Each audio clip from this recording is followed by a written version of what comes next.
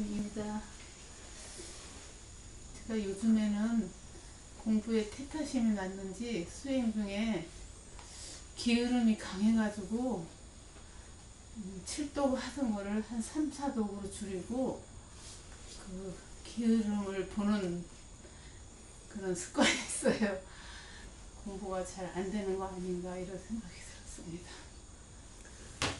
뭐 하루에 7독에서 3, 4독으로 줄은 거 예. 그거 말고 또 퇴타심이 나는 또 다른 증거들이 있습니까? 예, 그래가지고 또 몸도 요즘에 안 좋은 것 같아가지고 근데 그럼 어떻게 해야 되라고 생각하십니까? 그래서 제가 신호를 좀 하는 거예요. 공부 안 하고 싶으면 푹 쉬자 이런 생각은 안 드세요? 그러진 않아요. 저기 때는 12시부터는 세상 없어도 했는데 만약에 조금 몸이 피곤하다든가 하면 모지를 않고 부처님 시봉하기 위해서 발심해야 된다 하면 얼른 일어나서요. 그래가지고 앉아서 하곤 해요. 근데 열심히 하려고 하는데 요즘에 조금 그래가지고 공부가 후퇴되는 거 아닌가.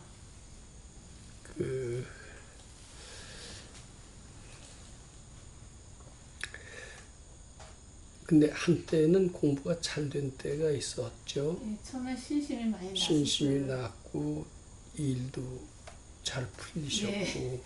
소원도 부분적으로 예. 성취가 됐고 그렇습니다.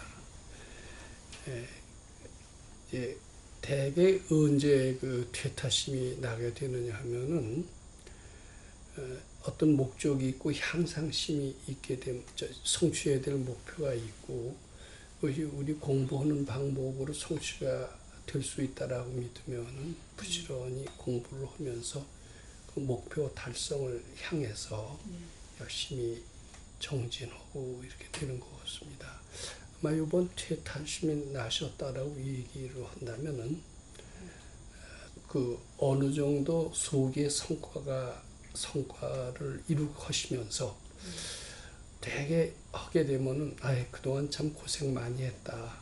고생한 결과 내가 바라고자 하는 이루고자 하는 목표도 어느 정도 됐다. 이 때가 사실 굉장히 위험한 때라고 그럽니다. 이만하면 되었다라고 할 때. 우리 이제 요걸 좀 기억을 해 주시기 바랍니다. 공부하겠다 그러면은 탐심이라고 그러죠. 근데 공부가 또 왜 안 되느냐 이렇게 좀 짜증이 날 수가 있습니다. 그것을 진심이라고 하고요. 이게 다 굉장히 해로워요. 그리고 이제 그 공부가 이제 어느 정도 성취를 하면 이만하면 되었다라는 생각을 하게 됩니다. 근데 왜 공부를 하겠다고 하느냐? 또 공부가 왜 안 되겠다고, 왜 안 되느냐고 하느냐? 또 어느 정도 되면은 왜 이만하면 되었다라고 하느냐 하면은 그 원인은 근본적으로 공부를 좋아하지 않기 때문이라는 겁니다. 공부를 아주 즐겨하고 좋아한다라면은 공부 더 하려고 할 필요가 없어요. 그냥 즐기고만 있으면 되는 겁니다. 그리고 실제로 즐기고만 있으면은 왜 안 되느냐 이렇게 해도 잘 안 됩니다. 그리고 어느 정도 목표가 달성해도 이만하면 되었다라고 자만하지도 않게 되겠죠. 이제 문제는 공부는 하기 싫고 목표는 달성해야 되겠고 이제 요것이 이런 탐진치의 부작용을 불러서 결국은 이렇게 그 내리막길로 가게 되는 것 같습니다. 지금 그렇다고 이제 마음을 세워서 공부를 하겠다고 했을 때 과연 잘 될지 전 모르겠습니다. 그것보다도 이 공부 자체를 좋아하는 마음을 가지시려고 노력하는 게 좋지 않느냐. 이런 내리막길을 가게 된 것은 공부 자체를 좋아하려고 했기보다도 목표 달성하는 데만 너무 급급했다. 이렇게 보셔야 됩니다. 그렇게 되면 반드시 이런 내리막길의 그 악순환은 계속 앞으로도 될 겁니다. 이게 지금까지는 소원 성취를 위한 공부를 해왔다면은 이제는 공부 자체를 즐기는 그런 공부를 한번 해보자라고 방향을 좀 전환하시고 가능한 대로 공부, 아침에 눈 뜨면 이제 제가 부처님 시봉 잘하길 바론, 부처님 전에 복 많이 지길 바론 하시면서 특히 그 계산 없는 일, 대가 없는 일, 이런 연습을 좀 해보시는 게 좋을 것 같아요. 아마 보살님 처음에 오셨을 때 몸이 상당히 쇠약하셨고, 그 건강 회복하시는 것이 아마 첫 번째 목표셨을 것 같습니다. 또 이제 그런 건강 회복하는 것도 있었겠지만 또 여러 가지 안 풀리는 문제들도 있었을 것 같아요. 근데 처음에 이 방송 들으시고 마음을 내신 뒤에 열심히 하셨고 그 결과 건강도 상당히 회복이 되셨고 또 하시는 일도 어느 정도 저는 이루어지셨다고 봅니다. 구체적으로 말씀을 안 하셨지만 대충 그런 것 같아요. 근데 그 뒤에는 이제 그것이 어떻게 보면 그 현재 처한 안 좋은 상태 요것을 극복하는 데는 도움이 됐지만 아까 말씀드린 대로 공부 자체를 좋아하게 되었던 그 정도까지는 안 되었던 거거든요. 그러니까 요것은 당연히 올 수 있는 1차적인 시련으로 보시면 됩니다. 예, 지금 어떻게 보면 퇴타심이 난다라는 표현은 을에 올 수 있는 1차적인 시련이니까 거기에 또 좌절하시고 게으르시고 이러시지 말고 이제는 부처님을 참 진실로 좋아하는 그런 공부를 새롭게 시작해야 되겠다. 이렇게 마음을 먹으시고요. 아까 말씀드린 것처럼 그 대가 없는 일, 그냥 순수하게 부처님전에 복 짓는 그런 마음을 계속 연습을 하셔서 제2의 새 출발로 시작을 해보시면 좋을 것 같습니다. 이게 결국은 문제 좀 어떠실지 몰라도 굳은 믿음으로 발심이 되시면은 사실은 퇴타심 같은 것은 안 납니다. 좀 신심발심하시기를 좀 바랍니다. 웬만하면 흔들리지 않아요. 근데 이게 신심 같은 게 이렇게 굳지 않을 때는요, 신심이 굳어질 때까지, 부동심이 될 때까지는 계속 오르락내리락 할 수밖에 없게 됩니다. 근데 이제 그런 어떻게 보면 그 부침이죠. 오르락내리락 하는 과정에서 그런 때도 흔들리지 않고 꾸준히 공부하게 되면 그 부침의 과정이 점점 옅어져요. 옅어지고 흔들리지 않는 마음으로 아마 이어지시게 되실 것 같습니다.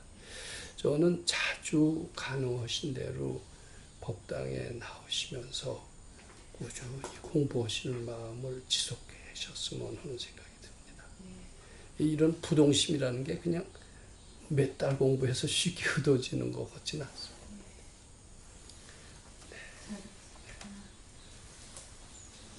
근데 이제 보수 없는 일이라는 것이 좀 막연하죠.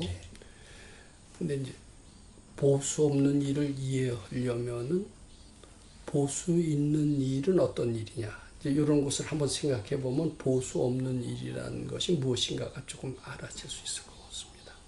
되게 보수를 받는 일은 재미있는 일은 별로 없습니다. 좀 하기 싫은 일을 억지로 해야 됩니다. 그러기 때문에 즐겁게 할 수가 없고 재미가 있게 되질 않아요. 근데 이제 무보수한 일은 이제 무보수한 일이라고 해서 아무거나 하는 게 아니라 내가 좀 즐거운 일일 수가 즐겁고 내가 할 수 있는 일 중에서 무보수한 일을 한번 택해 보시라는 겁니다. 그럼 무보수한 일을 만약에 할 마음을 냈다라면은 내 마음 속에서는 어서 해야 되겠다. 또 왜 안 되느냐. 뭐 이런 그 어떻게 보면 탐진치의 생각이 사라지게 됩니다. 그리고 주위에서도 무보수한 일을 만약에 한다라고 하면 나에 대한 태도가 굉장히 달라져요. 즉 그 일을 굉장히 즐겁게 할 수가 있습니다. 그래서 무보수한 일을 계속해서 할 수가 있다. 뭐 예를 들어서 남의 집 가서 전문적으로 청소만 해준다라고 칩시다. 물론 청소는 자기가 어느 정도 해본 것이고 즐겨 할 수 있는 것이다라고 한번 가정을 하면서 청소를 해준다면은 그런 일거리를 우리가 택할 수 있어야 되겠죠. 우선 그 집에서 굉장히 좋아할 겁니다. 환대할 수밖에 없을 겁니다. 그리고 본인도 또 즐겁습니다. 많은 사람들은 누구한테서 선물을 받는 것을 즐거움으로 합니다. 근데 그리고 내가 이렇게 보시하거나 베푸는 일은 즐겁지 않다라고 그렇게 생각하는 경향이 있어요. 근데 무보수한 일을 이렇게 하시다 보면, 그런 일을 얼마나 과거에 해보신지 모릅니다만은, 하시다 보면 이 주는 기쁨이 굉장히 크다라는 것을 느낄 수가 있습니다. 청소를 해준다. 남의 집 가서 밭을 갈아준다. 내가 뭐 도배를 잘한다면 남의 집 가서 도배를 무료로 해준다라고 하면은 보수를 왜 차라리 안 받고 이렇게 남의 집 가서 도배 기술이 있어서 해주는 그것만으로서, 또는 내가 예를 들어서 제 경험이기도 합니다만은 침을 좀 놓을 줄 안다라고 치면은 침을 돈 받고 놓으면 안 됩니다. 가능한 대로 무보수로 해서 놔주면은 그 주는 기쁨이 굉장히 크더라고요. 크고 그 사람들도 굉장히 좋아합니다. 즐겁게 할 수가 있습니다. 즐겁게 하다 보면은 또 지혜가 나와요. 예를 들면 도배를 한다라고 하면 도배 기술이 생기고요. 그리고 또 침을 만약에 놓는다고 친다면 좀 더 침 놓는 기술을 개발할 수가 있다. 저는 이렇게 생각을 합니다. 그리고 굉장히 기쁨을 느낍니다. 실제로 기쁨을 느낍니다. 근데 이 기쁨이 아주 신비한 마력이 있어요. 그렇게 무보수한 일을 예를 들어서 6개월이라도 계속해서 한다라면, 그건 반드시, 저 사람 진실하다. 저 사람 데려다 써야 되겠다. 저 사람한테 좋은 일자리를 줘야 되겠다. 이런 일들은 분명히 생길 수 있다라고 생각합니다. 그러니까 자기가 처음에 고액의 돈을 받고, 이렇게 어디 일자리를 구하려면은 누가 고액의 돈을 거저 주겠습니까? 그 돈을 줄 때는 여러 가지 요구 조건이고, 까다로운 주문이 있습니다. 굉장히 고달프게 하고 중간에 때려치고 나가고 싶게끔 만듭니다. 절대로 일을 즐겁게 할 수가 없어요. 근데 아마 그런 체험들은 사람들이 즐거운데, 무보수한 일을 자꾸 하면은 그게 바로 즐거운 일로 연결이 되고, 즐거운 일로 연결이 되면은 내 마음이 아주 굉장히 기쁨에 넘치고, 기쁨에 넘치게 되면은 저절로 일이 이루어져서 자신의 먹고 살 일까지도 해결되는 쪽으로 전 연결이 될 수 있다라고 믿습니다. 단 건강력을 독송해가면서 하시면은 매우 더 효과적인 방법이라고 생각합니다. 제가 이 자리에서도 얘기 드렸는지 모릅니다만, 제가 백수로 놀 때 이야기입니다. 백수로 놀 때 백수가 어떻게 취직을 하느냐. 선생님께서 나한테 이런 제안을 하셨어요. 너희 직장 있는 데 가서 정식 지원으로 써달라고 그러면 그건 어렵습니다. 그렇지만 무보수로 견습공으로 가서 신청을 해봐라. 그런 일을 즐겁게 해봐라. 이런 제안을 하신 적이 있었습니다. 근데 결국은 그것을 이루지 못했는데, 견습공으로 하고 보수도 별로 받지 않는 많은 그런 일을 했다라면은 저는 아마 빠른 시일 내에 진실성으로 인정받고, 드디어는 과거의 제 전문성까지 인정받아서 몇 개월이라는 고생 수습기간을 지나서 아마 짧은 기간 내에 과거의 동료들 못지않은 빠른 자리를 차지할 수 있을 뿐만 아니라 일에 대한 요령을 알게 돼서 그런 경험을 거치지 않은 사람보다 훨씬 더 발전했을 것이다. 이렇게 저는 지금도 믿고 있습니다. 내가 그 말씀을 바탕으로 해서 지금 말씀드리는 겁니다. 왜냐하면 어차피 가족을 거느리고 있기 때문에 아마 일자리를 얻어야 되고 먹고 사는 문제를 해결해야 됩니다. 근데 좋은 자리를 얻으려면 그건 쉽지가 않습니다. 근데 허름한 자리, 내가 즐겁게 할 수 있는 자리, 무보수로서도 할 수 있는 자리, 그런 자리를 금강경 읽고 한번 해본다는 것은 세상 사람들의 상식과는 맞지 않지만은 우리 공부하는 그런 입장에서 보면 매우 빨리 좋은 일자리를 얻을 수 있는 굉장히 현명한 방법이다. 이렇게 말씀드립니다. 우선 지금 보충 질문하셔도 예, 좋습니다. 지금 뭐 이제 즐겁게 할 수 있는 마음이 안 들어서 그런지 모르겠는데 열심히 독송하는 거는 이제 뭐 어렵지 않게 독송을 하는데 그 마음이 제가 첫 그 출가할 때까지만 해도 원주 수련회를 거쳐서 굉장히 이 법이다, 내가 할 수 있겠다라고 하는 굉장한 자신감을 가지고 희망을 갖고 1차 출가를 했었고 그렇게 또 보냈고요. 근데 가서 독송을 하고 그 지난 일주일 동안에 점점 마음이 약해지고 과연 내가 잘 하고 있나, 내가 잘할 수 있는 것인지, 그냥 허송세월 하고 있는 게 아닌지, 이런 막 분별심과 막 그 부정적인 생각이 자꾸 스물스물 올라오고, 아까 신심이 정말 부족해서 그런 것인지, 아니면 그냥 공부하는 과정에서 나올 수 있는 어떤 그 파고의 지금 시점에 있는 것인지 이제 좀 혼란스러운 좀 상황이 네, 그러니까 신심의 부족이라고 얘기하기에는 누구나 다 신심이 부족합니다. 신심이 그렇게 정말 발심이 된다라는 것은 쉬운 일 같지가 않더라고요. 우리는 어떻게 보면 부족한 신심을 키워가는 과정에 있기 때문에 지금은 부족한 신심을 키워가자라는 얘기를 하는 것이지 신심이 부족하다라고 나무래자는 얘기를 하는 건 결코 아닙니다. 그리고 무보수원일을 억지로 찾아서 할 필요는 없습니다. 찾아서 하는 무보수원일은 진짜 무보수원일이 아니게 될 수가 있습니다. 자기가 할 수 있는 현재 상황에서 무보수원일을 찾아보면 전혀 없지 않습니다. 예를 들면 늘 부딪히는 가족들이 있습니다. 가족들한테 또 조건 없는 사랑을 한번 베풀어 주시는 것도 무보수원 일이 될 수가 있습니다. 일부러 밖에 나가서 남의 집 청소하는 그런 무보수원 일을 찾아 나설 필요는 없습니다. 아주 가까운 데서 할 수 있는 무보수원 일부터, 즉 남의 요구를 하나하나 거절하지 않는 데서부터 무보수원 일을 시작해 주시기 바랍니다. 근데 그런 일은 없는 것 같아도요. 우선 한 가족에서 어디 나가고 싶고 지금 친구 만나고 싶지도 않으실 것 같습니다. 만나는 사람한테서 무보수원 일을 찾으려고 한다면 그건 전혀 불가능하지 않아요. 또 법당은 가끔 나오시니까 법당에서 무보수원 일을 찾는 것은 어렵지가 않습니다. 법당에는 할 일이 너무나 많이 널려져 있습니다. 이것을 아무 조건 없이 한번 100일만이라도 한다라고 칩시다. 또 집에서도 뭐 부인께서 직장에 나가시는 걸로 알고 있는데 직장에 나가는데 수고 많다.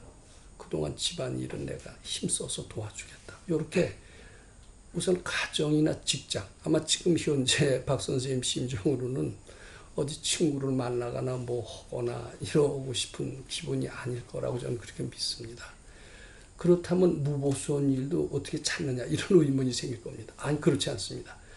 찾으려고 하면 가장 가까운 데서 얼마든지 할 수 있습니다. 그리고 따뜻한 미소를 보내주고 또 그네들하고 대화는 하지 않더라도 진심으로 가족으로 해서 매일 기도를 좀 해봐 주십시오. 그리고 직장에서 뭐 본인이 싫어서 나온 것도 있지만 직장에서 귀찮게 굴어서 나왔던 것도 있었을 겁니다. 그 생각만 하면 지긋지긋한 과거의 직장 상사들이나 이런 사람들을 위해서 진심으로 기도해 주는 것도 무보수한 일, 무주상보시 연습이 되는 겁니다. 그래서 마음속에 그런 모든 응어리를 기도를 통해서 이렇게 해소해 나가보세요. 그렇게 되면 지금과 같은 불안한 마음은 그걸 씻으려고 하고 건강경을 읽어서 해결하시려고 하는 것보다 마음속에 과거에 받았던 상처를 자꾸 부처님께 바침으로써 또 겸해서 무보수원 일을 하나하나 해나간다면 눈 녹듯이 사라질 겁니다. 물론 단실 내에 되지는 않습니다. 근데 한 100일을 목표로 해서 그 일지를 적어가면서 한다라면은 저는 의외로 생각보다 더 빠른 시일 내에 오고요. 아마 지금 돌아다니시기 힘드시다면 법당에 와서는 맨 홀일로 차 있습니다. 여기 와서 하셔도 좋고요. 필요하시다면 우리 하심정에 와서 무료급식에 봉사를 하셔도 좋습니다. 아직 안정이 되신데 다시 보충 질문 하셔도 좋습니다. 저는요 아들이 마약을 판매까지 하고 있어요. 그래서 정말 정신병원에 집어넣을까도 생각을 하고 있었어요. 저번 주에는. 그런데 이번 주에는 아들이 스스로 병원에 자기가 찾아가가지고 입원을 했어요. 그래서 제가 너무 기특해서 카드를 한도가 조금인 거를 줬어요. 뭐를요? 카드를요. 근데 제가 잘못한 것 같아요. 아이, 그 카드 주시면 안 됩니다. 그러니까요. 네.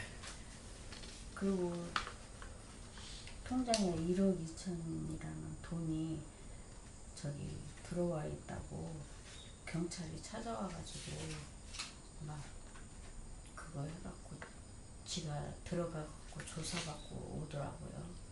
그러고서는 저기 경찰이 안 찾아왔어요, 집에. 그랬는데 제가 이번 주에는 그렇게 병원에 가서 있고 그러니까 그렇게 했는데 제가 또 실수한 것 같아요. 그러니까 이게 이제 네 맞습니다. 그 국장님께서 좀 제가 어떻게 공부를 했으면 좋을까.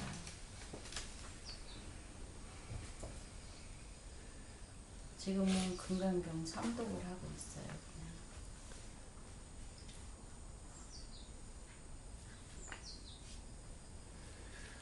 그냥. 근데 저는 이제 가능하시면은 이제 이게 쉽지가 않은데요. 우리는 여기 처음 공부하시는 분은 저 자신도 그랬지만은 나는 부처님의 자손이다. 나는 본래 불교를 대대로 믿어왔고 앞으로도 계속 믿을 거고 부처님을 떠나서 살 수 없는 사람이다. 이런 생각으로 공부하는 사람은 드뭅니다. 처음에는 불교가 뭔가 이렇게 생각을 하고 나한테 어느 정도 도움이 되나 이렇게 되게 그런 식으로 출발하는 수가 있습니다. 그리고 이제 요것의 좋은 점을 이용하려고 합니다. 아, 금강경 읽으면 좋대더라. 그래서 금강경 한번 읽습니다. 이제 어느 정도 좋으면은 이제 아주 들뜨죠. 아, 정말 좋대더니 좋구나. 이제 근데 되게 순수하게만 하면 어느 정도 시간이 간 뒤에는 목표를 어느 정도 달성하는 수가 있어요. 안 되다가 됐다 안 되다 이런 과정을 거치면서 어느 때 가면 됩니다. 되게 되면은 이게 나는 본래 부처님 시봉하는 사람이다. 나는 본래 부처님 집안에 있는 사람이다. 부처님의 진리가 뭡니까? 난 모든 것을 다 구족했다. 이게 이제 부처님 자손에 가질 수 있는 바람직한 마음입니다. 무엇을 난 구할 그런 밖에서 무엇을 찾을 필요가 있는 그런 궁한 존재가 아니다. 이제 이렇게 됩니다. 근데 이제 그런 본래 믿음이 없는 사람은 난 잠시 여기 와서 덕을 보려고 온 사람이다라는 생각을 스스로 하고 있어요. 그래서 잠시 덕을 보고 난 뒤엔 괜찮네 이런 또 만족한 마음을 내면서 내리막길을 또 가게 됩니다.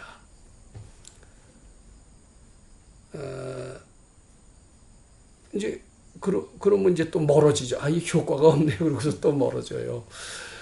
그리고 이제 궁험은 또 차지하고 이런 순환이 우리는 보통 불자들 중에서도 그게 많더라고요. 근데 이제 우리 선지식은 그러지 말라는 거예요. 너 본래 모든 것을 구족한 부처님의 아들이고 그런 존재임을 믿고 출발하라는 겁니다.